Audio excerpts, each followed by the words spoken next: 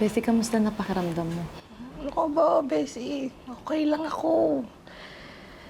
Kahit tortahin, torturin man nila ako, magandang dilag pa rin ako kagaya mo, no?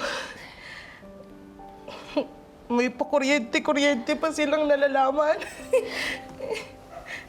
Sunog na nga ako, di ba? Siyempre, wala effect yun sa beauty ko.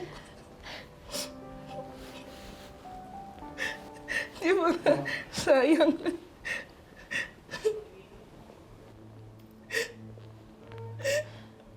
Mga hayop sila! Mas masahol pa sila sa... Mga demonyo!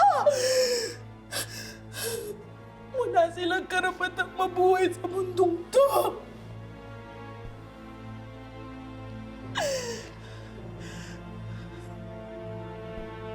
Kasi... mangako ka sa akin. Ituloy mo lang yung laban mo sa kanila. Maghiganti ka sa kanila. Pabayarin mo sila ng mahal sa ginawa nila sa akin at sa lahat ng mga naging biktima nila.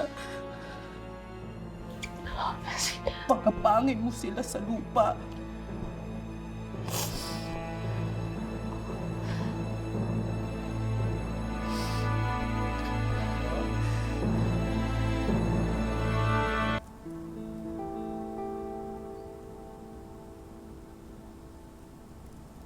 Lalo lang dinadagdagan ni Magus lahat ng kasalanan niya sa atin, ay.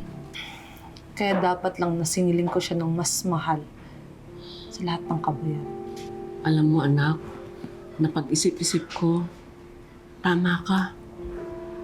Kasi habang nasa kapangyarihan sila at malaya silang gawin ang gusto nilang gawin, hindi naman tayo matatahimik eh. Hindi rin naman ako papayag na meron pa silang ibang mabiktima pagkatapos na nangyari kay Donna. Ay, ang ibig niyo bang sabihin? Oo anak, ngayon naintindihan ko kung gaano ka-importante ang ginagawa niyo ni Sofia. Kaya hindi kita pipigilan sa gusto mong hustisya, hindi lang para sa atin, kundi sa pwede pa nilang maging biktima. Talaga, Nay? Pero anak, mag-iingat ka ha. Talasan mo yung pakiramdam mo.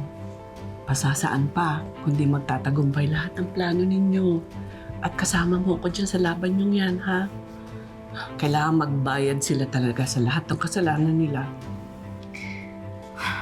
Mas lalo niyo pong pinapalakas yung loob ko eh. Lalo na ngayon na alam ko na may blessing niyo na at suportado niyo na lahat ng plano namin ni Tita Sofia. May pangako ko po sa inyo, ipapanalo ko tong laban na to. Ha?